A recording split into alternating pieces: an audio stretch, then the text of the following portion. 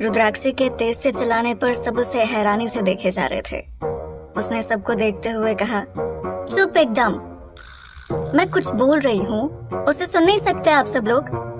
कब से कुछ बोले जा रही हूँ और आप सब मुझे राजकुमारी रुद्राक्षी सिंह को इग्नोर कर रहे हो। ये कहते हुए वो घूर के सबको देखे जा रही थी। उसके इस बात पर रुद्र ने कहा, अरे हमारी जान, आप कुछ कहें और हम सब ना सुने, ऐसा कभी हो सकता है? सब लोग हमारी जान की बात सुने, कोई कुछ नहीं कहेगा, खबरदार। हाँ हमारी जान, बोले आप। ये बोलकर वो उसे देखने लगा। इस पर रुद्राक्षी फ्लाइंग किस देते हुए बोली, लव यू पापा, इसलिए मैं आपसे बहुत प्यार करती हूँ। हाँ तो मैं कह रही थी, आज मैंने जो कहा है वो सब मानेंगे। जिसे नहीं मानना वो जैसलमेर जा सकता है, हमें कोई प्रॉब्लम नहीं है। लेकिन यहाँ जो होगा वो मेरी बात मान के रहेगा। और मैं चाहती हूँ सब राजस्थानी तरीके से हो। और हाँ, मुझे आप सबसे एक बात और कहना था, मुझे शादी करनी है। उसकी इस बात पर शिव बोला, अच्छा बहुत अच्छा डिसीजन है। तो आर्यन को तलाक कब दे रही हो? मुझे तो वो लड़का पहले से पसंद नहीं था, पर कोई बात नहीं, तुमने देर से फैसला लिया लेकिन अच्छा फैसला लिया। रुद्राक्षी ने उसे घूर के देखते हुए कहा, मुझे आर्यन जी से ही शादी करनी है। अरे पर उस लड़के से दोबारा शादी क्यों करना चाहती हो? मैं क्या कहता हूँ लाडो, आपको सोचना चाहिए। हम तो ये भी कहते हैं आप अपने लिए कोई दूसरा लड़का खोज लें जो उससे भी अच्छा हो, क्योंकि वो बिल्कुल अच्छा नहीं है। और मैं तो कहता हूँ तलाक दे दो, मुसीबत है बहुत बड़ी, वो जहाँ रहता है वहाँ मुसीबत आती है। शिव की इस बात पर रुद्राक्षी ने सामने रखा लड्डू उठाया और एक साथ दो उसके मुंह में ठूसते हुए बोली, आपका मुंह बंद ही अच्छा लगता है भैया। और खबरदार जो मेरे पति के बारे में उल्टा सीधा कहा तो अगर मेरा तलाक हुआ तो ये जान लो, मैं आप सबकी पत्नियों को आप सबसे अलग कर दूंगी। इसलिए जो कह रहे हैं उसे चुपचाप सुने। आर्यन जी से इस बार शादी मेरी मर्जी से होगी, खुशी से होगी। और मुझे मेरी शादी थोड़ी डिफरेंट चाहिए। डिफरेंट मतलब क्या? तोप से सलामी दिलवाएंगे? जानवी के ये कहने पर वो बोली, नहीं, हाथी चाहिए, वो भी पूरे 11। उसकी बात सुनकर शौर्य बोला, क्या हाथी, वो भी 11?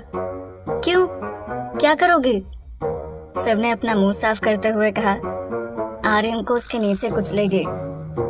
उसके ये कहने पर रुद्राक्षी कमर पर हाथ रखकर उससे घूर के देखने लगी। शौर्य ने कहा, वो तो एक से भी कुचल जाएगा, उसमें 11 की क्या जरूरत है? शिव ने कहा, अरे क्या पता, एक से बच गया, 2 से बच गया, पर 11 हाथियों से कैसे बचेगा? गुड, बहुत अच्छा सोचा आपने लाडो।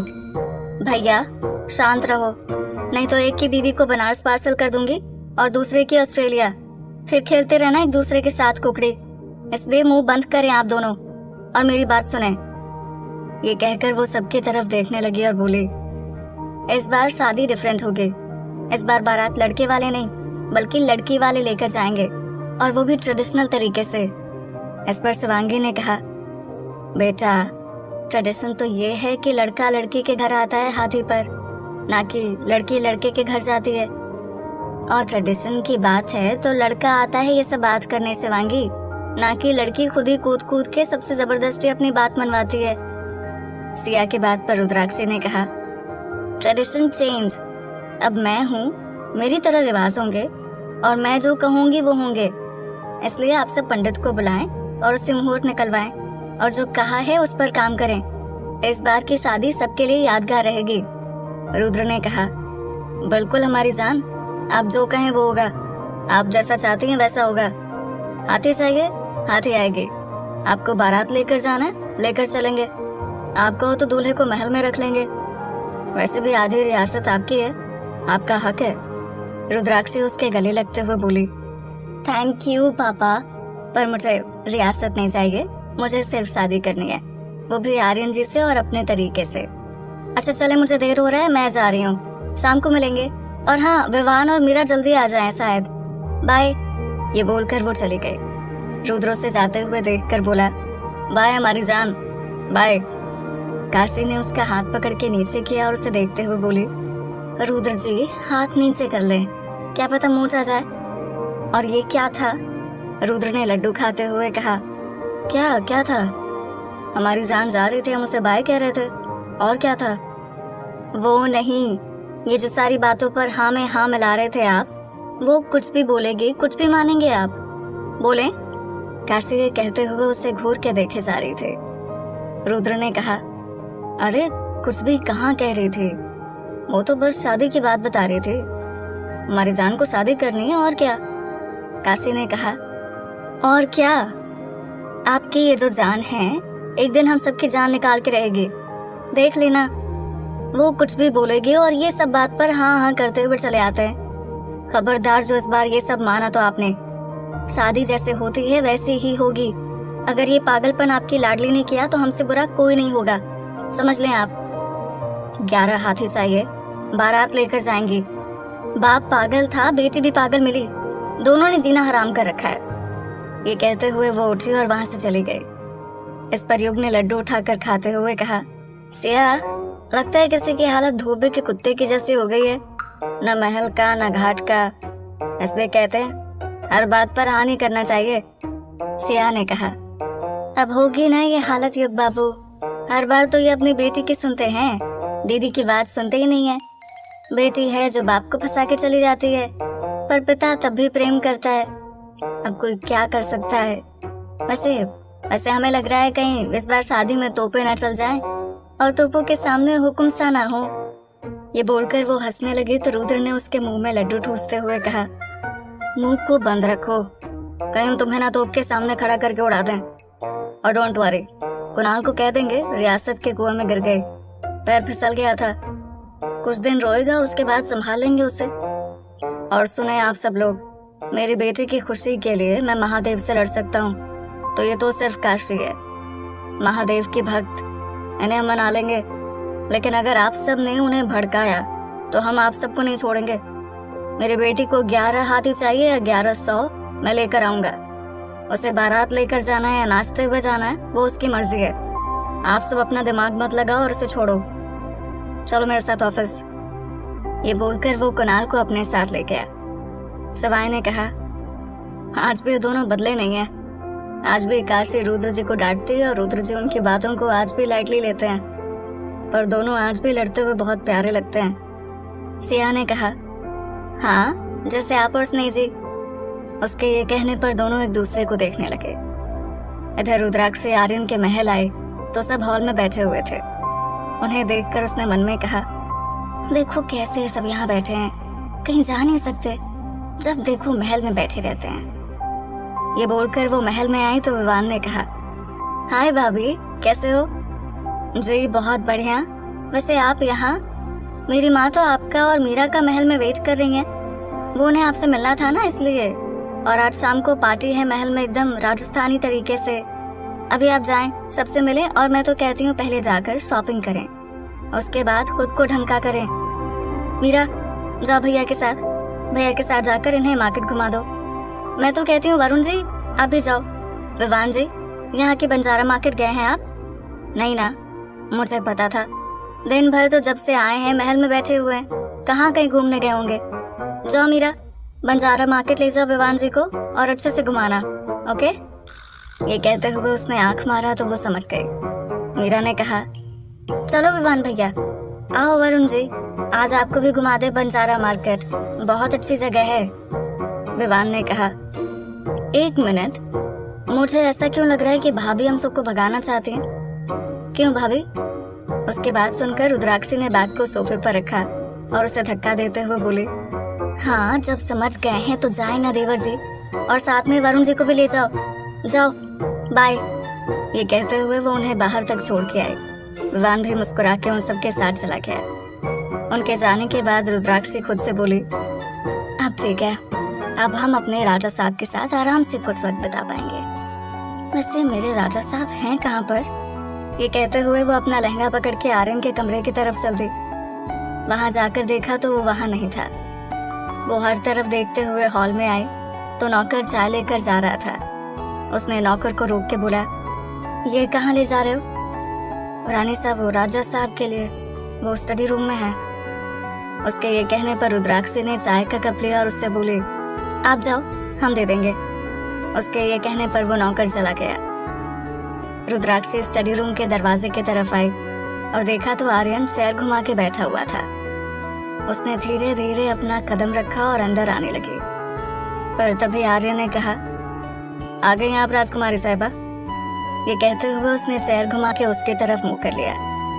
उसने जब देखा कि रुद्राक्षी नीले राजस्थानी लिबास में थी और वो भी ऐसे इतनी सजी धजी आई है, तो वो उसे देखते हुए बोला, आज कुछ है क्या राजकुमारी साहिबा? इस पर रुद्राक्षी ने चाय टेबल पर रखा और उसके पास आते हुए बोली, नहीं तो फिर ये सब क्या है? आर्यन के ये सब पूछने पर रुद्राक्षी उसके गोद में बैठते हुए बोली, क्या? कुछ भी तो नहीं, मैं तो बस रोज की तरह रेडी हुई हूँ। आपको क्या इसमें कोई कमी लग रही है? ये कहते हुए उसने अपनी बाहें उसके गले में डाल दिया। आर्यन ये देखकर उसके हाथों को हटाते हुए बोला, ये सब क्या है राजकुमारी साहिबा? अभी कोई अंदर आ गया तब बताऊंगा। रुद्राक्षी ने उसके गले में वापस बाहें डालते हुए कहा, कोई नहीं आएगा, मैंने सबको मार्केट भेज दिया। यहाँ महल में सिर्फ मैं हूँ और आप हैं। कितनी अच्छी बात है ना? ये कहते हुए वो उसे देखे जा रही थी। आर्यन ने उसे पकड़ते हुए बोला, अच्छा तो ये आपने क्यों किया? मुझे आपके साथ वक्त बिताना था, बात करनी थी और कुछ बताना था। ये कहते हुए वो उसे देखे जा रही थी। आर्यन ने कहा, हम आपसे बहुत प्यार करते हैं और हमने शादी की बात कर लिया है। उसकी ये बात सुनकर आर्यन ने हैरान होते हुए कहा, क्या क्या कहा? क्या मतलब? मैं आपसे प्यार क्यों करती हूँ या शादी की बात? उसके ये पूछने पर आर्यन ने कहा, शादी की बात? मैंने कहा था ना मैं वक्त देखकर बात करूंगा, तो आपने ऐसे सबसे बात कैसे कर ली? रुद्राक्षी ने इस पर कहा, हाँ देखा मैंने, आपसे कुछ नहीं होने वाला था इसलिए मैंने बात कर लिया, और मुझे आपसे दूर नहीं रहना था, इसलिए हमने सबसे कहा मुझे आपसे शादी करना है, और वो भी डिफरेंट तरीके से। आर्यन ने उसे देखते हुए बोला, डिफरेंट मतलब कैसे करना है? मैंने कहा मुझे 11 हाथी चाहिए और बारात मैं लेकर जाऊंगी। और ये कहते हुए वो रुक गई तो आर्यन ने कहा, और क्या? रुद्राक्षी ने कहा, वो अभी मैंने सोचा नहीं है। अच्छा हुआ आपने सोचा नहीं है। ये सुनकर मेरा दिमाग घूम रहा है। बेचारे आपके घर वालों का क्या हाल हो रहा होगा। और कुछ सोचना भी मत आप, शादी हो जाए वही बहुत है। यानी हाथी घोड़े भी चाहिए। अभी पता चला बोल रही हैं तोप मंगवा दो, तब शादी कम जंग का मैदान ज्यादा लगेगा। ये हम बस नॉर्मल मंदिर में शादी करेंगे और कुछ नहीं। उसके इस बात पर रुद्राक्षी मुंह बना के गुस्से में उसके गालों को छूते हुए बोली, आप तो मेरे राजा साहब हो ना, आप मुझसे प्यार करते हो ना, तो मेरी इतनी सी ख्वाहिश नहीं मान सकते? मैं तो बस 2-4 ही बात रख रही हूँ।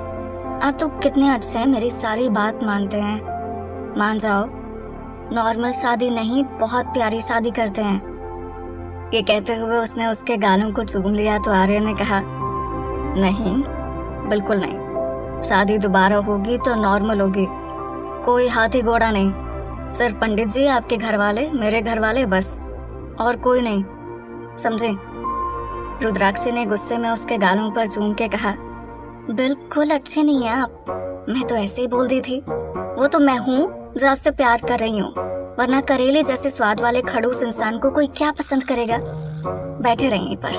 और हाँ, अब मुझे भी आपसे शादी नहीं करनी, पड़े रहो अपने महल में, मैं भी जा रही हूँ। ये बोलकर वो उठने लगी तो आर्यन ने उसे पकड़ के गोद में बैठाते हुए कहा, अरे सुनिए तो हमारी बात राजकुमारी साहिबा।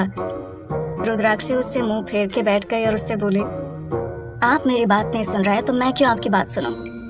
मैंने एक बात कहा वो भी आप नहीं सुन रहे, और मेरे घर वाले कहते हैं कि आप मुझसे बहुत प्यार करते हैं। आपसे ज्यादा प्यार मुझे कोई नहीं कर पाएगा। पर यहाँ देखो, ये तो मेरी बात ही नहीं सुन रहे हैं। बताओ, कोई ऐसा करता है? अपनी दोबारा होने वाली बीवी की आप एक बात नहीं मान सकते। एक नहीं 11 हाथी हैं, कौन मानेगा?